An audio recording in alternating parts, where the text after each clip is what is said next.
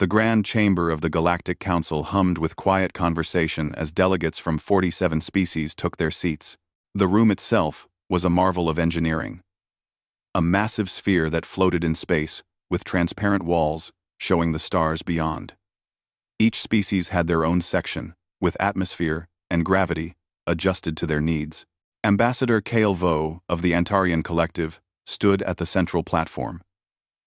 His blue skin shimmered under the lights as he activated the display above him. An image of a small yellow star appeared, rotating slowly. "Honored council members," Kale Vo began. His voice translated instantly into dozens of languages. "I bring forward a matter that has troubled us for 2 centuries. The species of Sol 3, known as humans, has ignored 847 official invitations to join our community." Murmurs spread through the chamber. Some delegates nodded in agreement, while others whispered to their aides. 200 years, Kale Vo continued. "We have sent messages in every format: mathematical sequences, visual representations, audio patterns, even physical probes with engraved invitations. Nothing. Not a single response." A reptilian delegate from the Viridian Empire raised a clawed hand. "Perhaps they destroyed themselves?" "Many species do, before achieving faster-than-light travel. That was our assumption," Kale Vo said. "However, our long-range scans show active civilization. Cities, satellites, energy signatures. They are alive and advanced enough to receive our messages. They simply choose not to respond." The council chamber filled with discussion. A floating jellyfish-like creature spoke through translation devices. "What do you propose, Ambassador?" Kale Vo's expression hardened. "I propose we declare humanity diplomatically extinct. Their silence for 2 centuries proves they have no interest in galactic community. Their solar system contains valuable resources and habitable worlds. If they will not join us, we should open Sol system for colonization claims." The chamber erupted in debate. Some species agreed enthusiastically while others seemed uncertain. The council speaker, an ancient being known as the First Voice, raised a crystalline appendage for silence. "This is a serious proposal," the First Voice said. "Before we vote, we must follow protocol. One final investigation. If humanity still refuses contact, we will proceed with Ambassador Kale Vo's motion." End quote. The vote passed quickly. Within the week, an investigation fleet of 12 ships would travel to Sol system. Their mission was simple: make contact or confirm the system was available for claiming. Far from the council chamber, on a red and dusty world, Commander Jinsu Park watched the vote happen in real time. He sat in a hidden facility buried 3 kilometers beneath the surface of Mars. Around him, dozens of screens showed different angles of the council chamber. Every word was translated. Every gesture was analyzed. "They are sending the fleet," his communications officer said. 12 ships, mixed species crew. "They will arrive in 6 days." Jinsu nodded slowly. He was a tall man, with gray hair and calm eyes that had seen many years of service. "Send the report to Earth. The Diplomatic Defense Initiative needs to prepare." "Sir, why do we keep watching them if we never respond?" a young technician asked. She was new to the Mars facility and still learning about Earth strategy. Jinsu smiled slightly. "Because, Lieutenant Kim, the best way to understand someone is to watch how they behave when they think no one is looking. For 200 years, we have studied them. We know their languages better than they do. We know their politics, their secrets, their fears.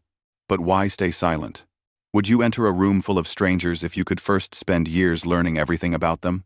Their alliances, their enemies, their rules, both written and unwritten?" Jinsu turned to face her fully. "The galaxy is complicated. Species that smile at the council table are secretly at war. Treaties are broken in shadows. Weaker civilizations are exploited while the council looks away. We saw all of this in the first year of watching." The young lieutenant's eyes widened. "So we have been preparing?" "Every day for 2 centuries," Jinsu confirmed. While they assumed we were primitive or dead, we built networks across our solar system. We learned. We planned. We made ourselves ready for this exact moment. On Earth, in a secure facility beneath the mountains of what was once called South Korea, Dr. Sarah Chen reviewed the incoming report from Mars. She was the director of the Xenolinguistics Division, responsible for understanding every language and communication method used in the galaxy.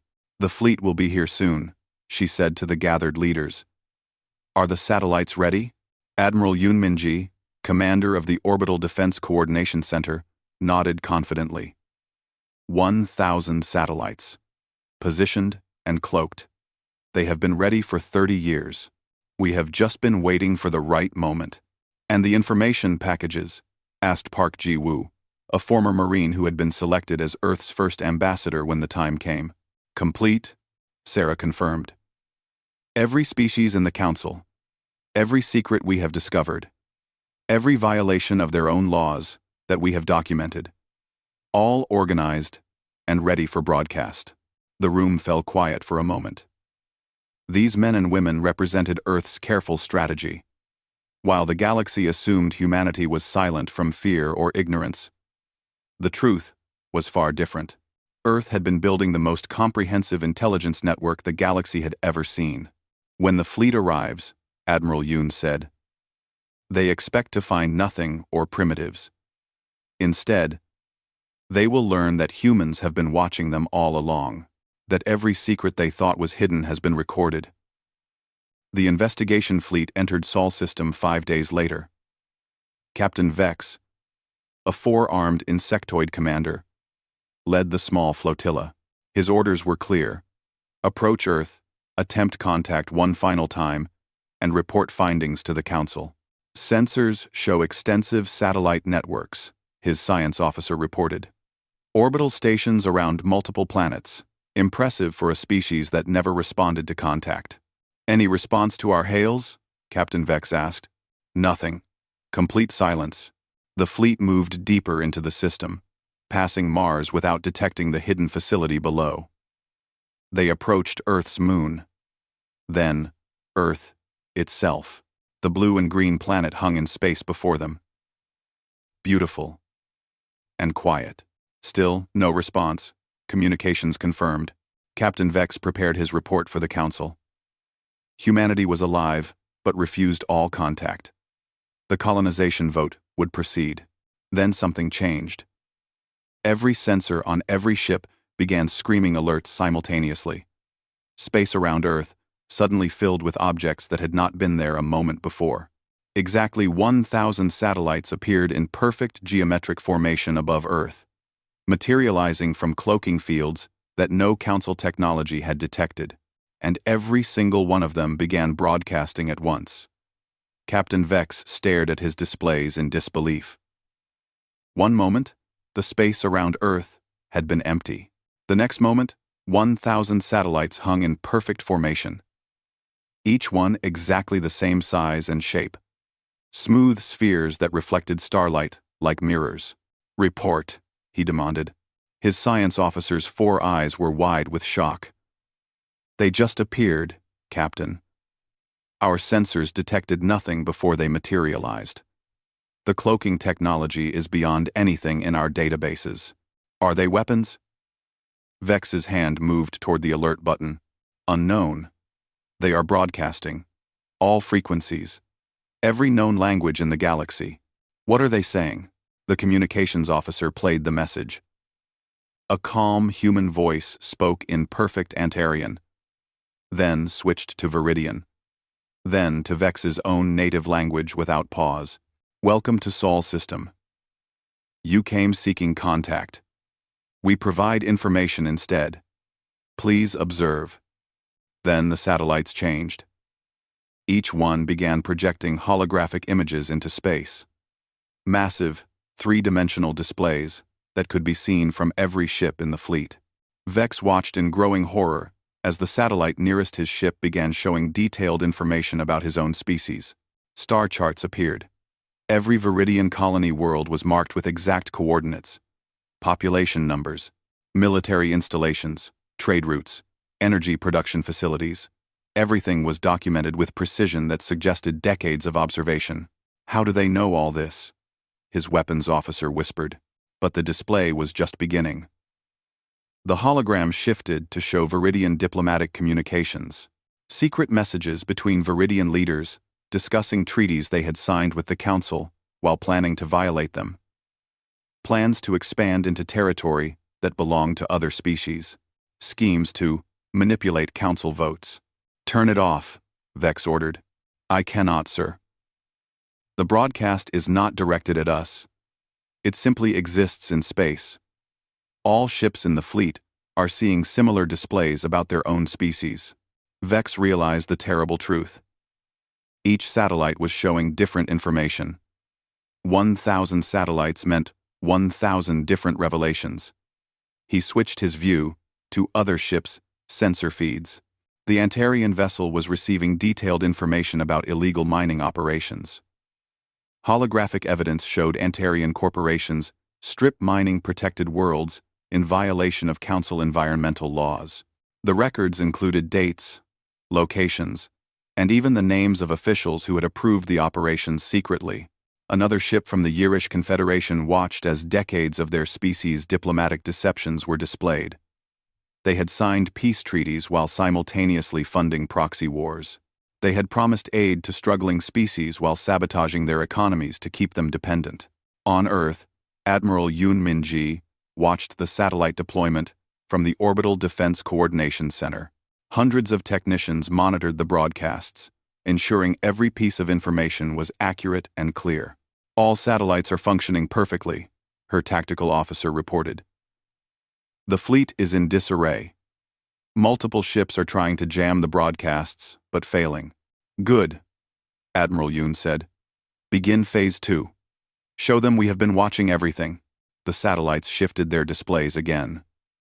Now they showed more recent information. Current military movements. Secret meetings that had happened just weeks ago. Conversations between Council members discussing how to divide Earth's solar system among themselves after declaring humanity extinct. Captain Vex felt his internal temperature drop as he watched the satellite display his own mission briefing. Not just the official orders, but the secret addendum that had been given to him privately. If humans proved troublesome, he had authorization to use force. That private order was now being broadcast to the entire fleet, many of whom came from species that would be horrified by such aggression. Captain, we are receiving priority communications from the Council, his communications officer said, nervously. Emergency session has been called. We are ordered to return immediately. What about the mission? The mission is cancelled, sir. The Council is demanding we leave Sol System at once. Vex understood why. The satellites were not weapons in the traditional sense. They were something far more dangerous. They were truth made visible. Every secret the Council species had kept from each other was now being exposed simultaneously. On the Antarian flagship, Ambassador Kale Vo received similar orders. But he also received something else. A private message that appeared on his personal console in text, written in Antarian with such perfect grammar and cultural nuance that it could only have been composed by someone who understood his language better than he did. Ambassador Kale Vo, the message read. You proposed declaring us diplomatically extinct because we did not respond to your invitations. We chose silence, not from weakness, but from wisdom. For 200 years, we watched. We listened. We learned. We saw how the Council operates in public and in private. We documented everything. These satellites represent just a fraction of what we know. If you wish to communicate with humanity, you must first understand that we are not the primitive species you assumed. We are the species that watched you while you thought no one was watching. Consider carefully what happens next. The message was not signed, but Kale Vo understood its meaning perfectly. Humanity had been observing the entire galaxy. The surveillance capability required to gather this much information was staggering. It meant humans had technology far beyond what the Council possessed, or they had been watching far longer than anyone suspected. Back on Mars, Commander Jinsu reviewed the incoming data. The fleet is withdrawing. Council has called emergency session. Multiple species are already demanding explanations from each other. Satellite status? He asked. All 1,000 remain in position. Broadcasts continuing. We are rotating through different information categories as planned. Current rotation is showing economic exploitation of younger species. Jinsu allowed himself a small smile. The satellites had been in position for decades, hidden by technology that Earth had developed specifically for this purpose. While the Council assumed humanity was struggling to achieve basic space travel, Earth had quietly mastered stealth systems that made their satellites invisible to every sensor type the galaxy used. Continue broadcasts for 72 hours, he ordered. Give them time to absorb what they are seeing. Then, we send Phase 3. What is Phase 3, sir? Lieutenant Kim asked. We tell them what we want, Jinsu replied. Right now, they are confused and afraid. They do not understand how we got this information, or what we plan to do with it. Fear will make them defensive, but if we give them a path forward, some of them will take it. On Earth, Dr. Sarah Chen prepared humanity's first official message to the galaxy. She had spent 30 years studying alien psychology and communication styles. She knew exactly how to phrase what came next to have maximum impact. Park Ji-woo stood beside her, reading over the draft message. You really think they will accept our terms? They have no choice, Sarah said calmly. The satellites prove we can expose any secret, any lie, any violation of their own laws.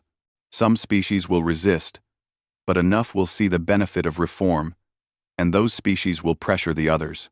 Admiral Yoon joined them in the command center. The satellites have revealed information about corruption in 70% of Council species so far. By tomorrow, every species will have seen evidence of wrongdoing by their neighbors or themselves.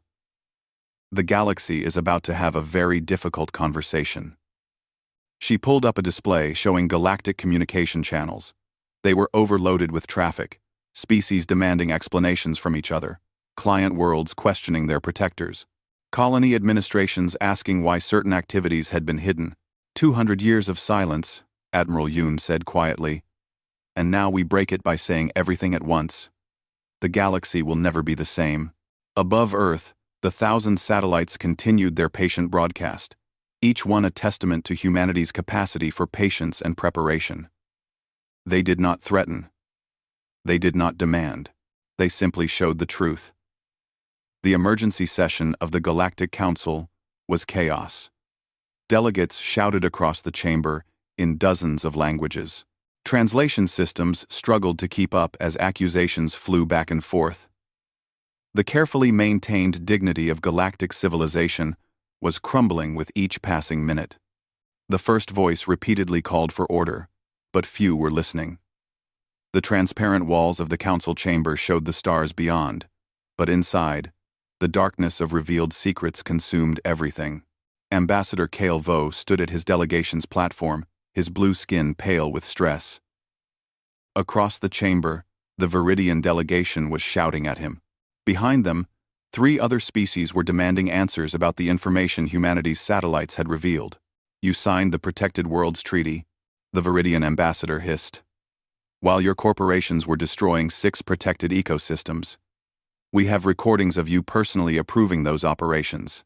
And your species has been secretly allied with the Kresh, Kale Vo shot back. The Kresh were declared hostile to the Council 70 years ago. Yet, you have been trading with them, sharing technology with them, all while voting for sanctions against them in this very chamber. A smaller delegate, representing the Fulari people, stood on their platform. Both of you criticize each other, while ignoring what the humans have shown about all of us. The Antarians mined protected worlds. The Viridians aided declared enemies. My own government has been manipulating trade agreements to keep developing species dependent on our aid. Every species in this chamber has been exposed for something. The chamber fell into uncomfortable silence. The Fulari delegate was right. The satellites above Earth had not targeted just 1 or 2 species. They had revealed systematic corruption across the entire council. Council Intelligence Director Thex Nor, a being that resembled a floating collection of crystals, spoke with a voice that resonated throughout the chamber. We must address the larger question. How did humanity acquire this information? Obviously, through espionage, another delegate suggested. They infiltrated our communications. Impossible, Thexnor said firmly. The information displayed includes data from secure facilities that are not connected to any network. It includes conversations that took place in shielded rooms. It includes physical documents that were never digitized. The scope of surveillance required is beyond anything we thought possible. A horrified murmur spread through the chamber. If humans could observe shielded facilities and secure locations, nowhere was safe from their observation. Perhaps they have been watching us longer than we know, the Folari delegate said quietly. Their silence was not primitive isolation. It was strategic observation. Kaelvo felt anger rising. They let us make fools of ourselves for 2 centuries. They could have joined the council. Instead, they spied on us. Or, the Folari delegate countered, they watched us for 2 centuries and decided we were not worthy of joining. Can you blame them? Look at what they found. Corruption, deception, exploitation. We invited them to join a community built on lies. The first voice finally managed to restore some order. Enough. We cannot undo what has been revealed. We must decide how to respond. Humanity has made their technological superiority clear. We sent an investigation fleet to determine if they were extinct. Instead, we learned they have been observing us with technology that makes our best sensors look primitive. Should we attack them? A militant species suggested. They have violated our security. With what? Thexnor asked coldly. They have shown us 1,000 satellites that our best ships could not detect until they revealed themselves.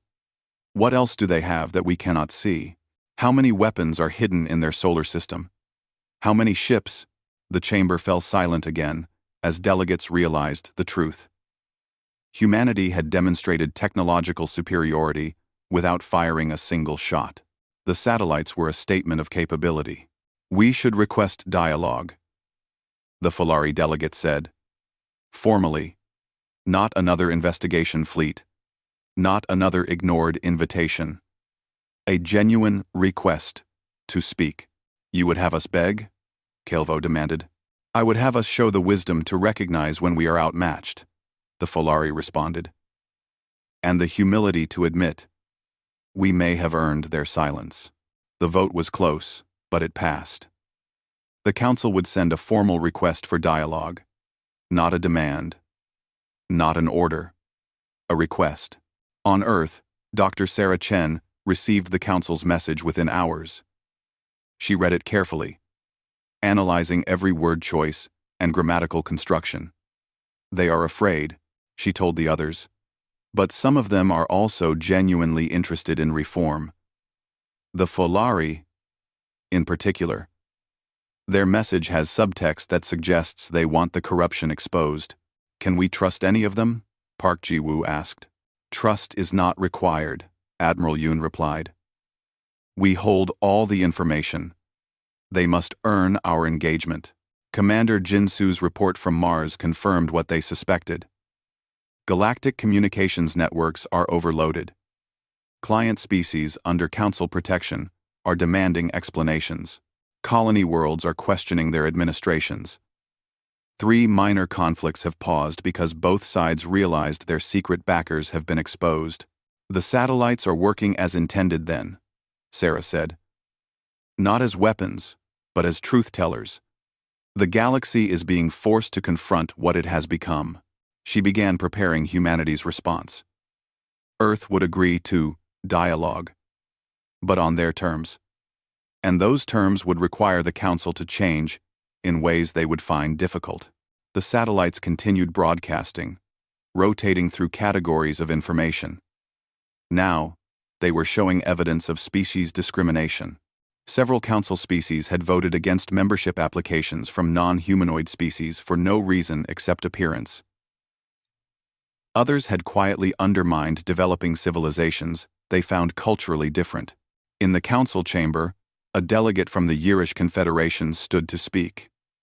"Perhaps we needed this," she said quietly. "We have been maintaining a fiction of civilized galactic society while allowing corruption to grow unchecked. We wrote laws we did not follow. We made treaties we did not honor. We welcomed species to join us, and then took advantage of them. You think humanity did us a favor?" Calvo asked bitterly. "I think they showed us a mirror," the Yirish delegate responded.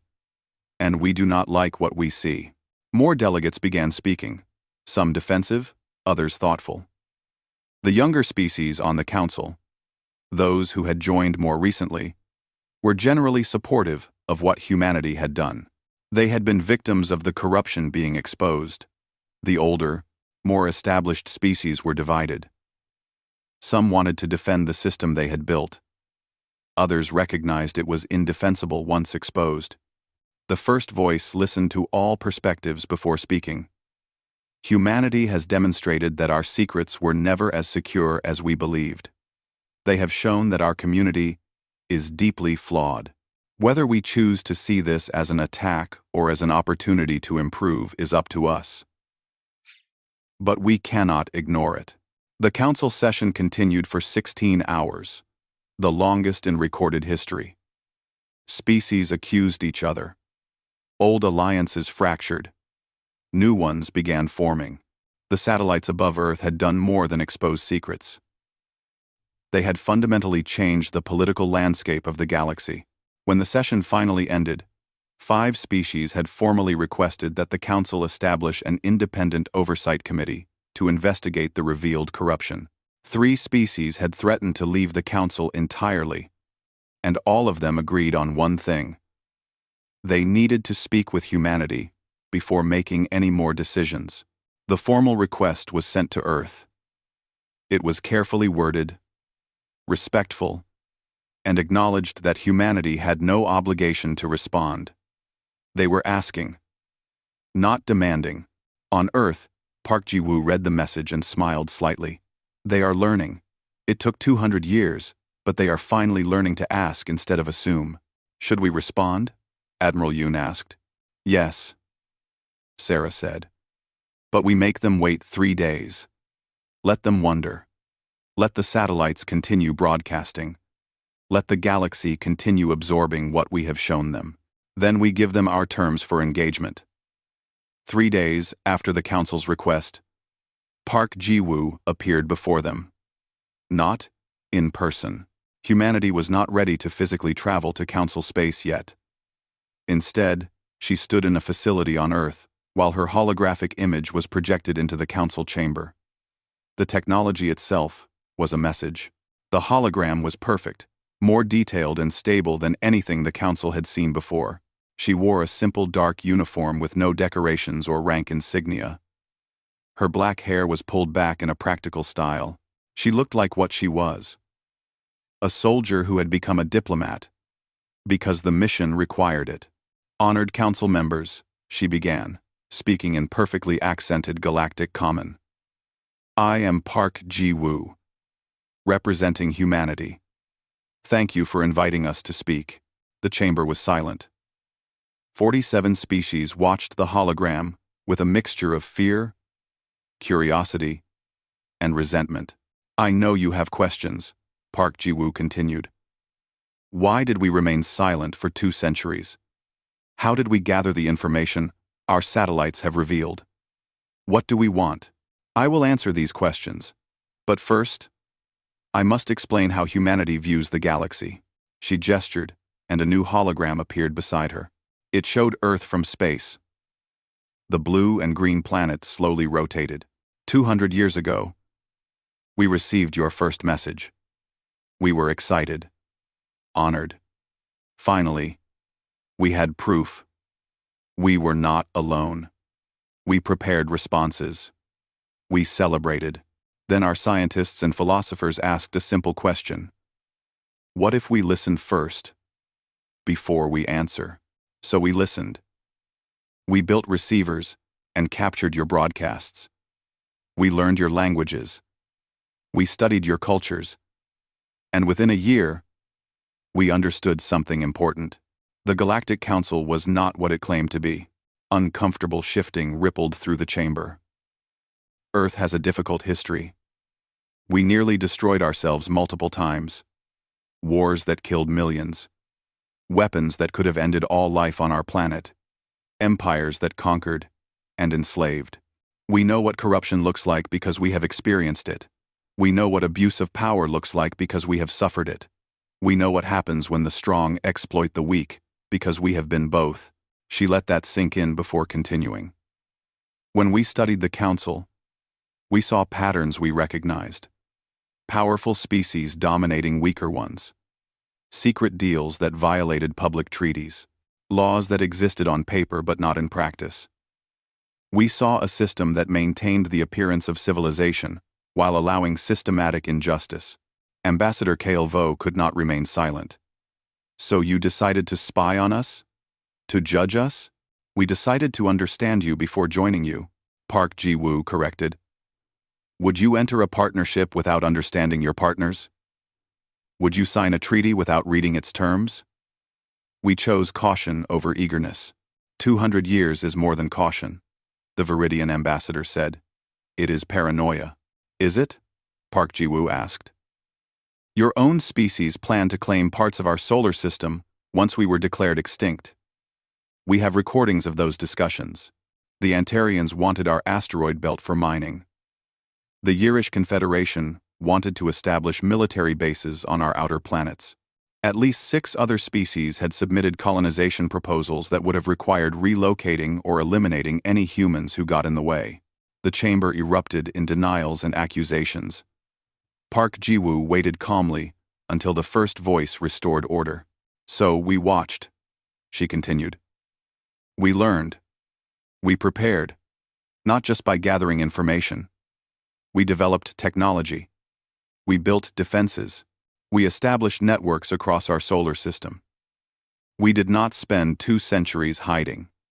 We spent 2 centuries becoming ready for this exact moment. What moment? The Folari delegate asked. The moment when we could negotiate from a position of strength rather than weakness. Park Ji-woo said simply. The satellites were not a threat.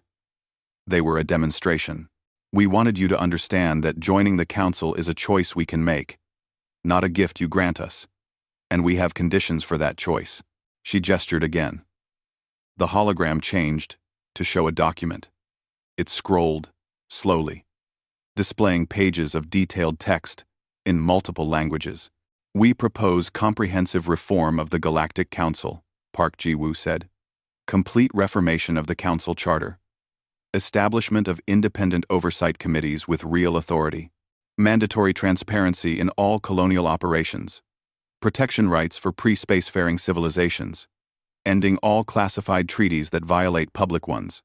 And accountability for past violations. The chamber exploded. Delegates shouted objections. Some called the demands outrageous. Others accused humanity of blackmail. Park Ji-woo waited patiently. When the noise finally decreased, she spoke again. These are not demands. They are terms for Earth's engagement with the Council. You can accept them or reject them.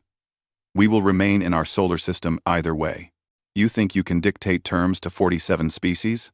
Vo demanded. No, Park Ji-woo said. But we can continue broadcasting the truth. The satellites have shown only a portion of what we know. We have documented 2 centuries of corruption. Every species in this chamber, every corporation, every colonial administration, every military operation, all of it, recorded and ready to be revealed. She let that threat hang in the air. We are not interested in empire. We do not want to conquer anyone. We do not want your territories or your resources. We want the galaxy to be what it claims to be. A community of civilized species that treat each other with justice and respect. And if we refuse? A militant delegate asked. Park Ji-woo's expression remained calm, but her eyes hardened. Then we release everything we have documented. Not just to you, but to every species under Council authority. Your client species. Your colony worlds. Your subject peoples. We give them all the truth about how they have been treated. Let them decide what to do with that information. The threat was clear. The Council maintained control through carefully managed information. If every species under their authority learned the truth about how they had been manipulated and exploited, the entire system would collapse. You would cause chaos across the galaxy, the first voice said quietly. You caused the chaos, Park Ji-woo corrected. We would simply reveal it. The choice is yours. Reform or revelation. Commander Jin-soo watched the transmission from Mars, pleased with Park Ji-woo's performance. She was handling the Council exactly as planned. Firm, but not aggressive. Clear, but not threatening. She offered a path forward while making the consequences of refusal obvious. On Earth, Admiral Yoon monitored a different concern. 3 species are mobilizing military assets, her tactical officer reported. They appear to be preparing responses against us. Activate Phase 4, Admiral Yoon ordered. Above Earth, the satellites responded immediately. New broadcasts began, showing the exact locations and capabilities of the military forces being mobilized. Complete battle plans that humanity had prepared for 70 different invasion scenarios. Defensive systems hidden throughout the solar system. Weapon platforms that had never been detected by Council sensors. The message was clear without words. Humanity had not spent 2 centuries just watching. They had prepared for every contingency, including military attack. In the Council chamber, delegates received emergency reports about the new satellite broadcasts. The species that had been mobilizing military forces went pale as they realized humanity had anticipated their exact responses and had counters prepared. How long have you been preparing for war with us? A shocked delegate asked. We have been preparing to defend ourselves since the day we received your first message, Park Ji-woo said. But we do not want war. We want reform. We want the galaxy to be better than it is. Is that so unreasonable? The Folari delegate stood.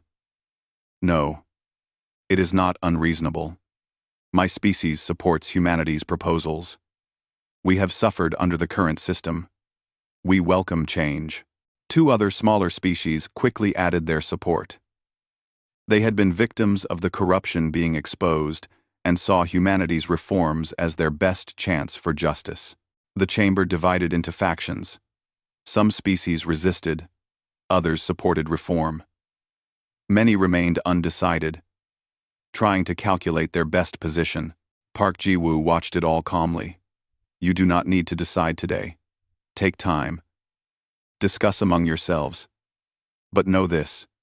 Humanity will not wait another 2 centuries. You have 1 month to respond to our proposals. After that, we make our own choices about our future in the galaxy. The month that followed was the most turbulent in galactic history. The Council divided into clear factions. 15 species supported humanity's reforms immediately. They were mostly younger members who had suffered under the corruption being exposed. 12 species adamantly opposed any changes, preferring the status quo that benefited them. 20 species remained undecided, watching to see which way the political winds would blow. But the chaos was not limited to the Council. Throughout the galaxy, client species and colony worlds were demanding explanations. The satellites continued broadcasting, rotating through documented evidence of systematic exploitation and abuse. Populations that had been kept ignorant of their true circumstances were learning the truth.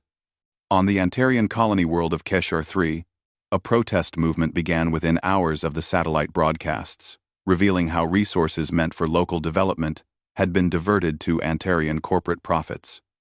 Within days, 3 other colonies joined them. The Antarian government tried to suppress the information, but the satellites broadcast directly to civilian receivers. There was no way to stop the truth from spreading.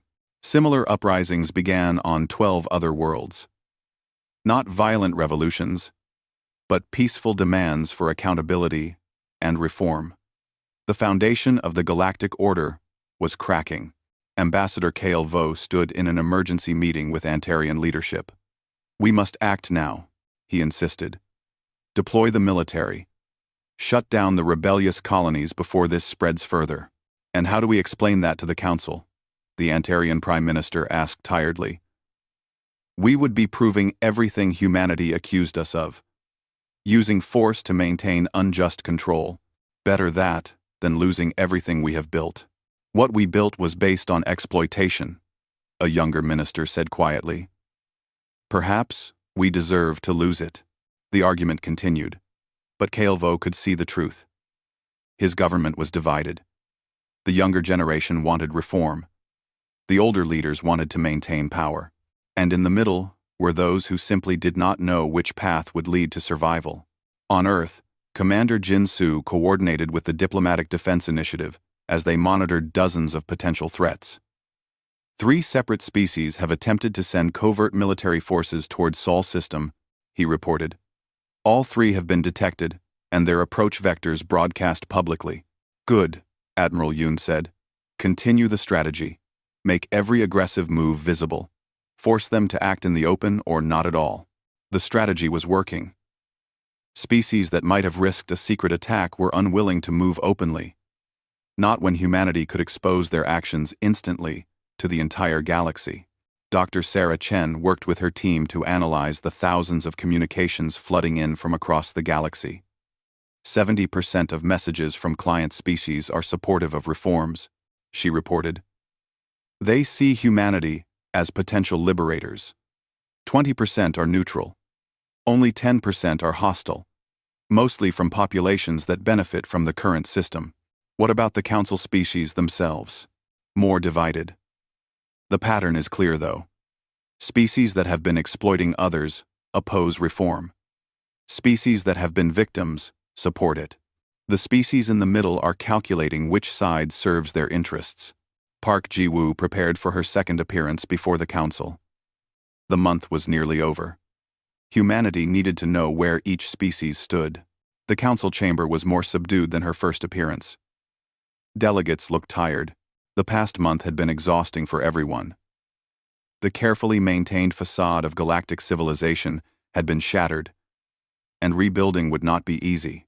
Honored Council members. Park Ji-woo began. The month has passed. You have seen what happens when truth is revealed. Your client species demand accountability. Your colony worlds question their treatment. Your own populations ask difficult questions. This is not chaos. This is justice, beginning. She looked across the chamber, making eye contact with different delegates. I am here to ask for your decision. Will you accept reform? Will you work to build a better council? Or will you choose to defend the corrupt system we have exposed? The first voice spoke. Before we vote, I must ask. If we accept your reforms, what role will humanity play? You demand changes, but refuse to join us. You watch from outside and judge. Is that fair?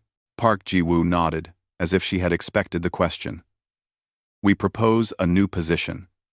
Diplomatic observers. Humanity will not join the Council as a member species. We will not vote on laws or policies.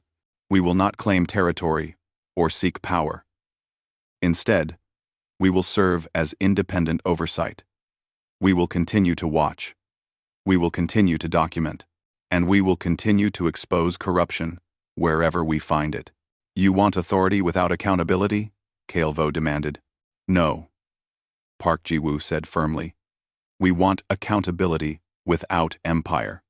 We will have no voting power, no territorial claims, no ability to pass laws.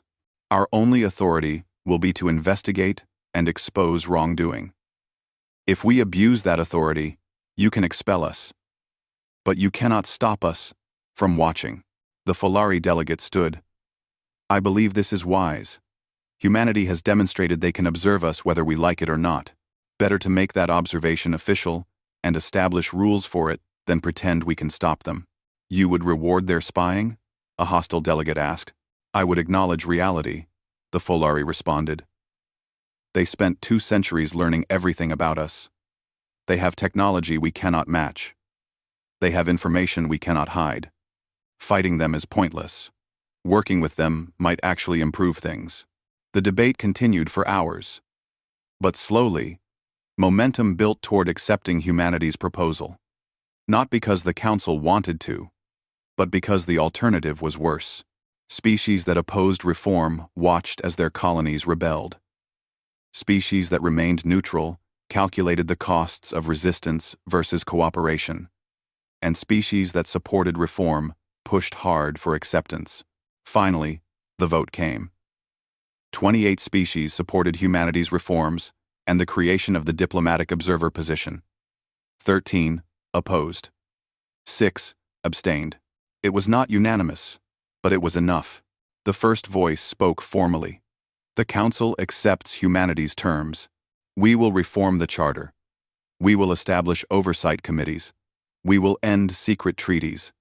We will protect developing civilizations. And we will welcome humanity as diplomatic observers, with the authority to investigate and expose wrongdoing, but without voting rights or territorial claims. Park Ji-woo bowed slightly. Over the following months, the reforms began. Independent oversight committees were established with representatives from smaller species who had no interest in maintaining the old corruption. Secret treaties were revealed and renegotiated. Colonial administrations that had abused their authority were replaced. It was slow, painful work, but it was genuine change. The 13 species that had voted against reform withdrew from active council participation. Some isolated themselves. Others formed their own coalition, resentful of humanity's influence, but they could not stop the changes. The truth had been revealed, and populations across the galaxy demanded better. 6 months after Park Ji-woo's second appearance, she attended her first council session in person. She traveled aboard a human ship that the council fleet could not detect until it decloaked in their space. Another reminder of humanity's technological advantage. She took her seat in a newly constructed section of the council chamber, the observer's box. It was positioned where she could see and hear everything, but was clearly separate from the voting members, symbolic of humanity's role. Present but not participating in power struggles, the first voice opened the session. Today we vote on the first measure under our reformed charter. Formal apologies and reparations to species wronged under the old system. 3 species have been identified as deserving compensation for past abuses. The vote passed easily. The 3 species, all small and previously powerless, were granted reparations from those who had exploited them. It was a small step, but it was the kind of step that would have been impossible under the old system. As the session continued, Park Ji-woo watched carefully. The satellites remained in orbit above Earth, a constant reminder of humanity's ability to expose secrets. But they broadcast less frequently now, showing information only when new corruption was discovered rather than constantly revealing old secrets. Commander Jin-soo sent her a secure message from Mars. 17 new species have applied for council membership since the reforms began. They say they trust the new system because humanity is watching. Park Ji-woo smiled slightly. That was exactly what Earth had hoped for. Not to rule the galaxy, but to make it trustworthy enough that species would want to join. Admiral Yoon reported from Earth. All defensive systems remain active. The 13 species that opposed reform are being monitored. No aggressive moves detected yet, but we remain prepared. Good. Park Ji-woo replied. We changed the galaxy in 6 months. But maintaining that change will take generations. We must remain vigilant. End quote. As the council session ended, the Folari delegate approached her. I wanted to thank you. My species has suffered for decades under the old system. These reforms give us hope. Thank humanity by making sure the reforms succeed, Park Ji-woo said. We provided the opportunity. You must build the better galaxy. That night, Park Ji-woo stood in her quarters aboard the human ship, looking out at the stars. 200 years of silence. 6 months of revelation and reform. The galaxy had changed because humanity had chosen patience over eagerness, information over ignorance, and accountability over authority. The 1,000 satellites remained above Earth, eternal sentinels. They were not weapons. They were not threats. They were simply reminders that someone was always watching, always documenting, always ready to reveal truth when needed. And across the galaxy, billions of beings went to sleep, knowing that the powerful could no longer act in complete darkness.